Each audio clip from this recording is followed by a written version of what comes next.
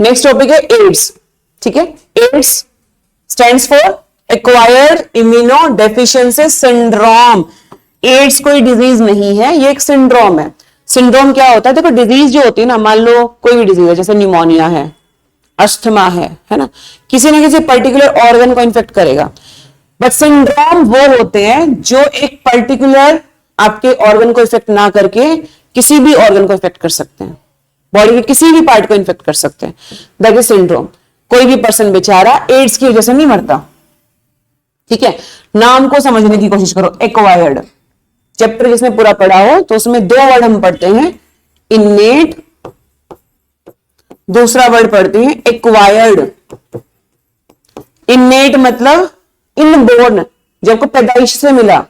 Acquired जो आपको पैदा होने के बाद मिली चीजें, एक्वायर किया अपने एनवायरमेंट से एक्वायर की। तब जब तक अपनी मदर के वॉर्म के अंदर थे, जो इम्यूनिटी आपको जब मिली तो है इनेट। पैदा होने के बाद इतने सारे पैथोजन है, उसकी वजह से जो आपकी बॉडी में इम्यूनिटी बनी वो होगी एक्वायर्ड। यहां पे कौन सा वर्ड लिखा है? एक्वायर्ड। ठीक है, दूसरा है इम्यूनो डेफिशिएंसी। आपकी जो एक्वायर्ड इम्यूनिटी है वो कम हो गई है, डेफिशिएंट हो गई है, उस सिंड्रोम को हम बोलते हैं एड्स। ये होगा किसकी वजह से? HIV की वजह से, ह्यूमन इम्यूनो डेफिशिएंसी वायरस, जो कि रेट्रो वायरस है। पूछ लिया जाता है HIV को रेट्रो वायरस क्यों बोलते हैं? जो भी वायरस जेनेटिक मेकअप के साथ हो, और जिसका जेनेटिक मेकअप क्या हो, यानी कि जीन्स क्या हो उसके अंदर, डीएनए या आरएनए, उसका सिंगल स्ट्रैंडेड आरएनए हो। क्या हो? Single stranded RNA. Single stranded RNA यानी कि एस आरएनए। जिस भी वायरस के अंदर single stranded RNA as a genetic makeup होता है उसको हम क्या बोलते हैं? Retrovirus. क्या बोलेंगे? Retrovirus. कोई कंफ्यूजन? तो एड्स हुआ HIV की वजह से। किसकी वजह से? HIV। AIDS not a disease, it's a syndrome. क्योंकि बंदा एड्स की वजह से नहीं मरता, HIV की वजह से नहीं मरता। HIV बस क्या करती है? बॉडी में इम्यूनिटी खत्म कर दिया उसने। इम्यूनिटी यदि बॉडी में कम हो जाए तो क्या होगा? बिल्कुल हल्की फुल्की आपको कोई खांसी जुकाम भी हुआ, कॉमन कोल्ड भी हुआ है, वो आपके रेस्पिरेटरी ट्रैक्ट को उसने इतनी बुरी तरह से घेर लिया कि हो सकता है आपकी लंग्स डैमेज हो जाए। अब भाई लंग्स डैमेज हो गए तो कैसे सरवाइव करोगे? है ना, हल्का फुल्का कोई भी इंफेक्शन। देखो डेली हमें पता नहीं कितने सारे माइक्रो ऑर्गेनिज्म से एनकाउंटर होना पड़ता है। समझ आ रही बात? क्या हम डेली बीमार पड़ रहे हैं? लेकिन जब बेचारा एड्स पेशेंट है वो डेली बीमार पड़ेगा तो उसको अपनी इम्यूनिटी बिल्डअप करने की जरूरत है, जो कि हो नहीं पाती है। क्योंकि सबसे पहले जब भी एड्स का जो वायरस है यानी कि HIV उसकी बॉडी में जैसे उसने एंटर किया, सबसे पहले किस पे हमला बोला? इम्यून सेल्स पे। किस पे हमला बोला? इम्यून सेल्स पे। उसके इम्यून सेल्स को खाना शुरू कर दिया, T सेल्स बेसिकली। कौन से सेल्स? T sales. अब देखो सबसे पहले जब भी कोई एंटीजन हमारी बॉडी में गया, T सेल्स ने तो उससे लड़ना था, और T सेल्स ने ही मैसेज पहुंचाना था कौन से सेल्स के पास? B सेल्स के पास, ताकि वो एंटीबॉडी बना सके। अब ना तो T सेल रहे ना B सेल का काम हुआ, इम्यूनिटी खत्म। तो एड्स पेशेंट ऐसे ऐसे धीरे धीरे करके वो मरता रहता है। क्लियर? चलो पढ़ो इसको एनसीईआरटी से। This means deficiency of immune system. AIDS का मतलब क्या है? Deficiency of immune system acquired during the life time of an individual, indicating that it is not a congenital disease. ये जेनेटिक डिसऑर्डर नहीं है। ये कौन सा डिसऑर्डर है? Acquired disorder. बाद में आपको आपकी जीने के बाद, नहीं कि पैदा होने के बाद आपको मिला, आपको पेरेंट से नहीं मिला। ये एक मदर से चाइल्ड में हो सकता है थ्रू प्लेसेंटा, लेकिन ये जीन्स से नहीं हुआ है। समझ आ रही है बात? यानी कि लाइक एक मदर को एड्स है, उसकी डिलीवरी के टाइम यदि उसको एड्स है तो बच्चे में जा सकता है, लेकिन बच्चा डिलीवर हो चुका है और अब मदर को एड्स हुआ तो बच्चे से मदर में कभी नहीं जाएगा। समझ आ रही है बात? It's not a genetic disorder, ये एक्वायर्ड डिसऑर्डर है। क्लियर? नेक्स्ट, सिंड्रोम का मतलब होता है अ ग्रुप ऑफ सिम्टम। हमें नहीं पता कि कौन सा ऑर्गन क्या करने वाला है, बहुत सारे सिम्टम हो सकते हैं, है ना। लाइक आपको टाइफाइड हुआ, उसके अलग सिम्टम पड़े अपने, निमोनिया पड़ोगे उसके अलग सिम्टम्स हैं। तो हर एक डिजीज के अपने सिम्टम होते हैं, इसमें ग्रुप ऑफ सिम्टम है, राइट। सबसे पहला जो एड्स का केस आया था वो रिपोर्ट हुआ था 1981 के अंदर यूएसए के अंदर। क्लियर? इंडिया के अंदर जो आया था वो उसके कुछ साल बाद आया था, ठीक है। तो हमने ये सिर्फ ये याद रखना है 1981 के अंदर फर्स्ट केस हमें मिला था, and in the last 25 years so it has spread all over the world killing more than 25 million persons। Last 25 साल में बेचारा इतना फैल चुका है, इतने सारे लोग जो है हमारे 25 years में, 25 यहां पे दिया हुआ है, 25 मिलियन से ज्यादा लोग इफेक्टेड हैं इससे। क्लियर? नेक्स्ट, एड्स किससे हुआ? HIV, human immuno deficiency virus, a number of group of viruses, जिसको हमने बोला रेट्रोवायरस। रेट्रोवायरस क्यों बोला? इसका मेकअप क्या है? SSRNA, सिंगल स्ट्रैंडेड RNA से बना हुआ है, which have an envelope enclosing the RNA genome। Virus है क्या? वायरस में ना हमेशा क्या होता है, एक तो उसका DNA या RNA और उसके ऊपर सिर्फ प्रोटीन का कोट। अदरवाइज एक पूरे सेल में क्या क्या होना चाहिए? प्लाज्मा मेम्ब्रेन, साइटोप्लाज्म, DNA या फिर RNA, माइटोकॉन्ड्रिया, गोल्गी एपरेटस, ये सब होना चाहिए ना। बट इसके अंदर ऐसा कुछ नहीं है, सिर्फ एक इसका जेनेटिक मेकअप, कंपोजिशन, उसके ऊपर प्रोटीन का कोट। इसीलिए वायरस को हम क्या बोलते हैं? क्या ये लिविंग ऑर्गेनिज्म है? नहीं, इसको ना हम लिविंग मानते हैं ना नॉन लिविंग मानते हैं। क्योंकि लिविंग कब होगा? जब एक होस्ट की बॉडी के अंदर एंटर करेगा, उससे पहले नॉन लिविंग है। Clear? So virus is not a living organism nor a non living organism. Transmission of HIV generally occurs by, सबसे पहला रीजन क्या है? Sexual contact with infected person, right? Vagina के थ्रू, पेनिस के थ्रू इन्फेक्टेड पर्सन से होगा। By transfusion of contaminated blood और ब्लड प्रोडक्ट्स, बॉडी के जो फ्लूइड्स हैं, ब्लड ओनली, सलाइवा नहीं, सिर्फ ब्लड के थ्रू किसी इन्फेक्टेड पर्सन का ब्लड किसी हेल्दी पर्सन में ट्रांसफ्यूज कर दिया जाए तो उसको भी हो जाएगा।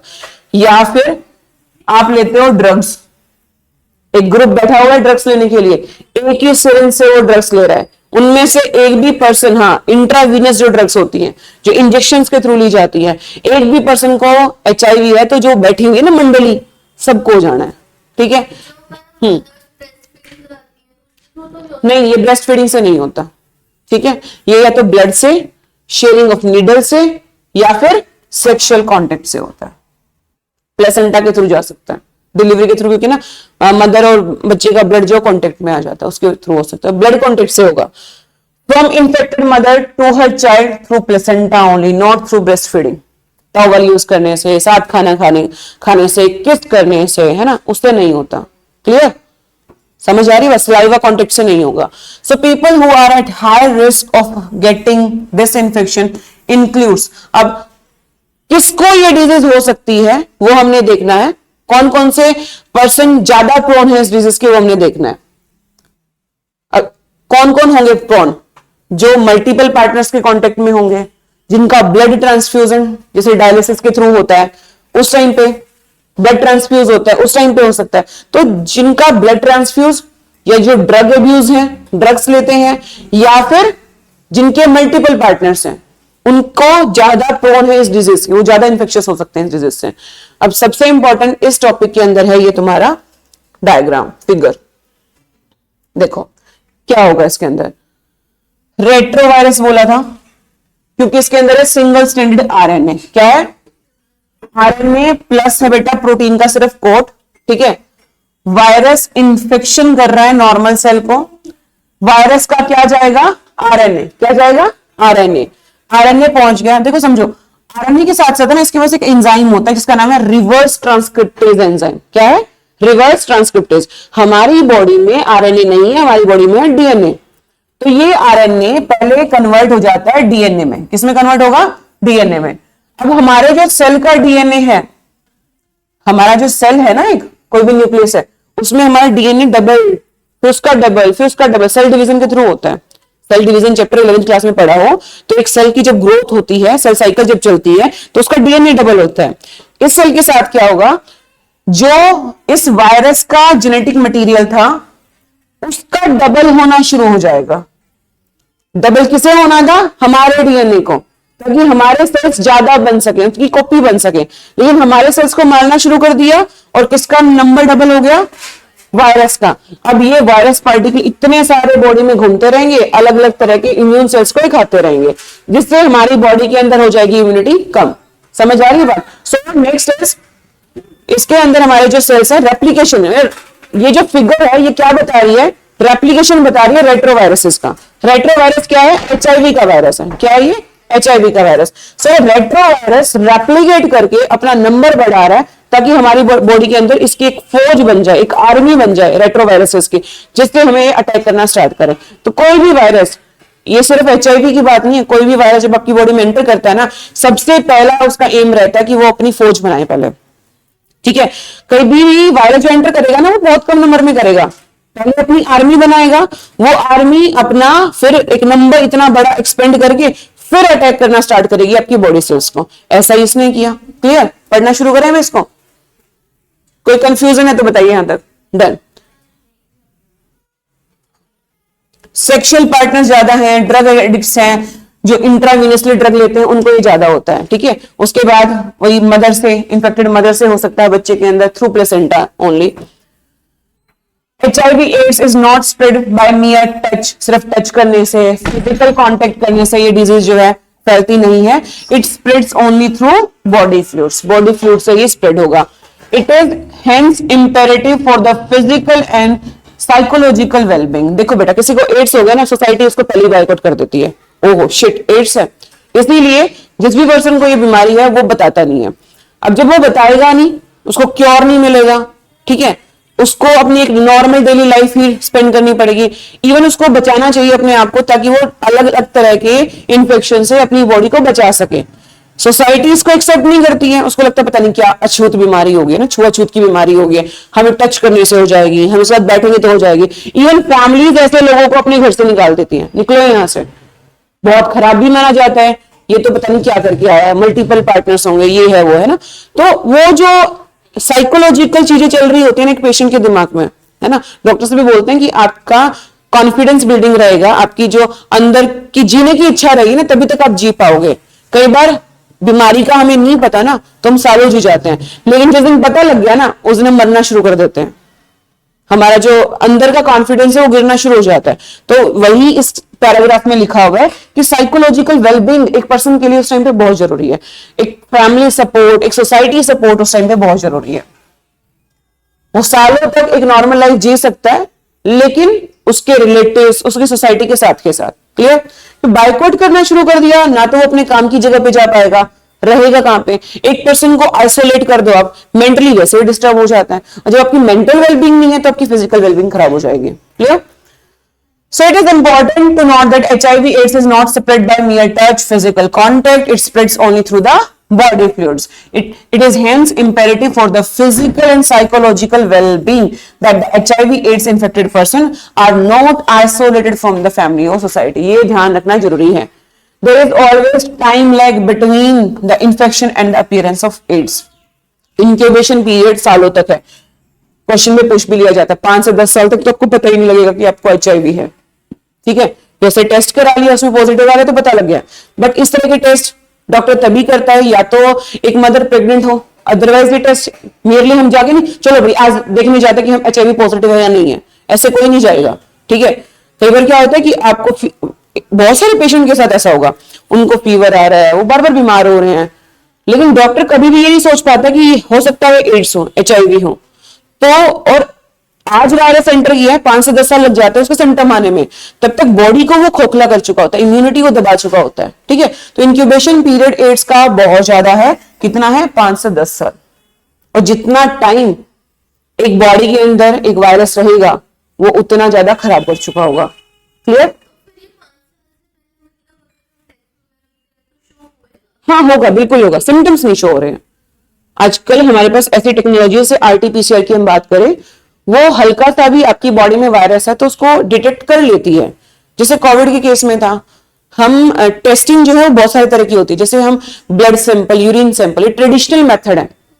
ब्लड में, यूरिन में वायरस के जाने में टाइम लगता है, बट RT-PCR एक ऐसी टेक्नोलॉजी है, हल्का फुल्का भी आपकी बॉडी में कहीं पे भी वायरस है तो अर्ली डायग्नोज हो जाता है, डिटेक्ट हो जाता है। तो ऐसी टेक्निक्स है हमारे पास, बहुत सारे मेथड्स के टेस्ट होते हैं, है ना, अलग अलग तरीके से टेस्टिंग कराते हैं, तो डॉक्टर सजेस्ट करता है कि कौन सा टेस्ट हमें कराना चाहिए। क्लियर? नेक्स्ट, अब देखो वही जो हमारा ऊपर टेबल था या फिगर था, उसके अंदर जो जो चीजें थी वो यहाँ पे डिटेल में बताई हुई है, वो हमें पढ़ना है। After getting into the body of the person the virus enters into the macrophages. सबसे पहले किसमें गया? मैक्रोफेजेस। मैक्रोफेजेस बेटा ऐसे सेल्स हैं जो एंटीजन यानी कि फॉरेन सब्सटेंस को एंगल्फ करते हैं। इसने क्या किया? उसी को अटैक करना स्टार्ट कर दिया। ये इम्यून सेल था हमारा, क्या था? Immune cell. उसी को इन्फेक्ट करना स्टार्ट कर दिया, जहां पे आरएनए जीनोम वायरस का रेप्लिकेट करेगा ताकि वो वायरल डीएनए बना सके। आरएनए से उसने क्या बनाया? डीएनए।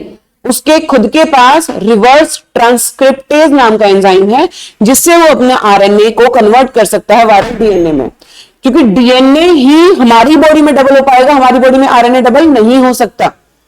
ठीक है, तो खुद के पार्टिकल को डबल करने के लिए अपने आरएनए को कन्वर्ट करता है अपने डीएनए में। Clear? With the help of enzyme reverse transcriptase, उसके पास खुद से था reverse transcriptase, viral DNA incorporate हो गया है होस्ट डीएनए में, डायरेक्ट कर रहा है इन्फेक्शन, प्रोड्यूस वायरस पार्टिकल, अपना पार्टिकल को उसने नंबर ज्यादा बढ़ा दिया। मैक्रोफेजेस देखो फैक्ट्री बन चुके हैं वायरल पार्टिकल के डीएनए को मल्टीप्लाई करने के लिए। जिसको कहीं एंटीजन को खाना था वो एंटीजन का नंबर बढ़ा रहा है, ठीक है, बॉडी को इन्फेक्शन करने के लिए। And in this way it's like an HIV factory. तो कई बार क्वेश्चन आ जाता है कि एचआईवी फैक्ट्री कौन काम कर रहा है हमारी बॉडी में? Answer will B macrophages. क्या रहेगा? मैक्रोफेजेस। साइमल्टेनियसली एचआईवी बेटा एंटर कर गया कौन से सेल्स को? टी हेल्पर सेल को, जिसको एक्टिवेट करना था बी सेल्स को ताकि वो एंटीबॉडी बना सके। खुद ही इन्फेक्शन का एक घर बन चुके हैं, वो खुद ही इन्फेक्ट हो चुके हैं। अब वो खुद इन्फेक्ट हैं तो क्या बी सेल्स को सिग्नल देंगे? ठीक है, इम्यूनिटी फिर से आपकी कम हो रही है। Replication produce progeny viruses. The progeny viruses होते हैं, देखो जो वायरस एंटर किया वो पेरेंट था, अब जो उसकी कॉपीज बन रही है ना वो प्रोजेनी है। क्लियर? प्रोजेनी वायरसेस देखो ब्लड में पहुंच चुकी हैं, अटैक कर रही हैं और दूसरे हेल्पर टी सेल्स को, टी सेल्स हमारी बॉडी में खत्म होते चले जाएंगे। This is repeated leading to a progressive decrease in the number of helper T cell. धीरे धीरे बॉडी में इंफेक्टेड पर्सन के अंदर उसके जो टी सेल्स है वो खत्म और खत्म होते चले जाएंगे, इम्यूनिटी जो है वो खत्म होती चली जाएगी। Clear? During this period the person suffers from bouts of fever. जितने ज्यादा टी सेल्स मरेंगे आपकी बॉडी में फीवर, साइक्ल्स ऑफ फीवर चलेंगे, जैसे मलेरिया के केस में चलते हैं, बार बार फीवर होगा, बार बार फीवर होगा, आपको डायरिया, कुछ पचना बंद हो जाएगा, वेट लॉस होना शुरू हो जाएगा। ये कुछ सिम्टम्स हैं, ठीक है। ये और बहुत सारे डिजीज की वजह से होते हैं तो हम डायग्नोज कर नहीं पाते कि एड्स है हमें। Clear? Due to decrease in the number of helper T cells, the person starts suffering from in the infections that could have been otherwise overcome, such as those due to bacteria, especially mycobacterium virus, fungi। क्या कह रहा है कि और बहुत सारे ऐसे viruses bacteria होते हैं जिससे सेम टाइप ऑफ सिम्टम दिखते हैं, इसीलिए एड्स और अलग वायरस इन्फेक्शन या किसी भी इन्फेक्शन की वजह से हम डिफ्रेंशिएट नहीं कर पाते हैं, तो एड्स का हमें पता ही नहीं लगता है। Clear? The patient becomes so immune deficient that he or she is unable to protect himself or herself against these infections। तो प्रोटेक्ट कर ही नहीं पाता पर्सन, क्योंकि खुद ही इम्यूनिटी इसकी इतनी ज्यादा गिर चुकी होती है, कुछ सोसाइटी का प्रेशर, कुछ फैमिली की ताने, तो वो पर्सन अंदर से खत्म हो चुका होता है। क्लियर? एड्स का पता कैसे लगे? उसकी डायग्नोस्टिक टेस्ट है हमारे पास जिसको हम एलाइजा टेस्ट बोलते हैं। क्या बोलते हैं? एलाइजा है क्या, ये पूछ लिया जाता है। ELISA is what? Enzyme linked immunosorbent assay. Clear? इसमें क्या करते हैं? ब्लड लिया पेशेंट का, यदि उसको एचआईवी है तो उसके अंदर एंटीजन होगा और उसकी बॉडी में कुछ एंटीबॉडी भी बनाई होंगी। हम बाहर से एचआईवी का उसमें डालते हैं एंटीजन और एंटीबॉडी दोनों मिल जाएंगी तो वो बाइंड कर जाएंगी। यदि वो बाइंड यानी कि क्लोटिंग वहां हो जाए मतलब पर्सन पॉजिटिव है, ना हो तो नेगेटिव है। क्लियर? तो नाम भी वैसा ही दिया, एंजाइम लिंक्ड इम्यूनोसॉर्बेंट एसे। एंटीबॉडी एंटीजन बाइंडिंग होती है इसमें, इसका प्रिंसिपल ये है। क्लियर? ट्रीटमेंट ऑफ एड्स देखो वायरस की वजह से हुआ, वायरल फीवर की तरह है ये, तो देखो पूरा क्योर तो है नहीं इसमें, बट हम क्या करते हैं वायरल पार्टिकल ज्यादा बॉडी को डैमेज ना करे तो एंटी वायरल ड्रग उसको दी जाती है। ये last to last time boards में क्वेश्चन आया था, एड्स का ट्रीटमेंट पढ़ा दिया जाता है स्टार्टिंग में, इसका कोई ट्रीटमेंट नहीं है, हम लिख के आते हैं no treatment, answer will be anti viral drug. Treatment तो है ना, कुछ तो इलाज है, इफेक्टिव इतना ज्यादा नहीं है लेकिन है तो सही। क्लियर? पार्शियली इफेक्टिव है, साफ साफ लिखा हुआ है हमारी एनसीईआरटी के अंदर। So they only can prolong the life of the patient but can not prevent death. Death तो होगी ही होगी, बट एक लाइफ टाइम उस पर्सन का बढ़ा दिया जाता है एंटी वायरल ड्रग्स देके। क्लियर? कोई कंफ्यूजन? प्रिवेंशन ऑफ एड्स देखो एड्स का कोई क्योर नहीं है, लेकिन prevention is the best option. हम मल्टी पार्टनर्स को अवॉइड करें, ब्लड ट्रांसफ्यूजन हो रहा तो प्रॉपर उसका डिटेल में जाएं कि किसी ऐसे पर्सन का ब्लड ट्रांसफ्यूज हमें ना कर दिया जाए जो एड्स, प्रॉपर टेस्टिंग हो, इंट्रावीनस ड्रग से दूर रहे, वैसे ड्रग से दूर ही रहना चाहिए, ठीक है, तो ड्रग एब्यूज से दूर रहे, क्योंकि इग्नोरेंस की वजह से मरना सही नहीं है। समझ आ रही है बात? क्वेश्चन भी आता है कई बार बोर्ड्स में कि क्या इसको कैसे एक्सप्लेन करोगे आप, don't die due to ignorance, है ना, बेवजह क्यों मरना है जब आपको पता है कि इससे बचा जा सकता है, और ये भी पता है ये डिजीज आपको हो गई तो कोई इलाज नहीं है, क्लियर? तो इससे प्रिवेंशन ही हमारा एक क्योर है यहाँ पे, clear? Next, HIV infection more often spreads due to conscious behavior patterns and is not something that happens inadvertently like pneumonia, typhoid. Of course, infection is in blood transfusion patients newborn from mother may placed due to poor monitoring. अब mother को है, उसके बच्चे को बचाया जा सकता है, बट प्रॉपर देखभाल करके कुछ चीजें होती हैं कि बच्चे को उससे दूर रखा जाए, एंटीवायरल ड्रग दी जाती है, जो भी उनका प्रिकॉशन रहता है। तो मदर को है तो इग्नोरेंस की वजह से बच्चे को हो सकता है, अदरवाइज बच्चे को बचाया जा सकता है। The only excuse may be ignorance and it has rightly said don't die of ignorance. इस इन वर्ड्स को एक्सप्लेन करना आ जाता है, प्रोवर्ब एक तरह की, तो उसको एक्सप्लेन करना आ जाता है एग्जाम के अंदर। किस तरह से एक्सप्लेन करिए, अपने वर्ड्स में एक्सप्लेन करना है कि इसका कोई ट्रीटमेंट नहीं है, कैसे कैसे अपने आप को बचा सकते हो, जिसकी वजह से होता है उसको ही प्रिवेंट कर लो, क्लियर? बहुत सारी बेटा एजेंसीज हैं, ऑर्गेनाइजेशन हैं जो इस पे काम करती है, जैसे कि नेको है, नेशनल एड्स कंट्रोल ऑर्गेनाइजेशन, बहुत सारे एनजीओ, नॉन गवर्नमेंटल ऑर्गेनाइजेशन या गवर्नमेंटल ऑर्गेनाइजेशन जो लोगों को एजुकेट कर रही है कि भाई इस तरह से हम एड्स से बच सकते हैं। 1 दिसंबर को हम एड्स डे भी बनाते हैं, रेड रिबन इसका सिंबल है, उस दिन एड्स पे अवेयर किया जाता है लोगों को कि इस तरह से एड्स फैल सकता है, इसका कोई जो भी बीमारी ऐसी है जिसका इलाज नहीं है, तो उसको हमें बचाना बहुत जरूरी है, clear? WHO has started a number of programs to prevent the spreading of HIV infection, making blood safe from HIV, ensuring the use of only disposable needles. ये कुछ precautions हैं जो हर मेडिकल एरिया में उनके लिए चेक पॉइंट्स हैं कि ऐसा आपने करना ही है। गाइडलाइंस होती हैं कि डिस्पोजेबल सिरिंज ही यूज करनी है, आजकल तो कोई यूज करता ही नहीं है जो दोबारा यूज की जाए। पहले होता था कि उसको ऑटोक्लेव करके हम दोबारा यूज कर लेते थे, मतलब स्टरलाइज करके हम दोबारा यूज कर लेते थे, बट आजकल तो जहां भी जाओगे डिस्पोजेबल सिरिंज मिलेंगे, दोबारा यूज ही ना करो आप उसको। ब्लड ट्रांसफ्यूज होना है तो उसके बाद भी उसको यूज कर सकते, मतलब ब्लड ट्रांसफ्यूज जब हो रहा है तो उसको देखा जाए कि क्या उसमें कोई इंफेक्शन है, क्लियर? सो HIV और इन्फेक्शन जो है having AIDS is something that should not be hidden. भाई छुपाना जरूरी नहीं है इसको, ठीक है, छुपाओगे तो और ज्यादा मरोगे, और जिसको है उसको सिंपैथी की, उसको हेल्प की बहुत सारी नीड है, ठीक है? तो ये था HIV एड्स के बारे में, इंपॉर्टेंट है, बोर्ड्स के लिए ज्यादा इंपॉर्टेंट है। नीट में इतने क्वेश्चन नहीं पूछे जाते, नीट में क्वेश्चन आते हैं ड्रग्स वाले पॉइंट से, क्लियर?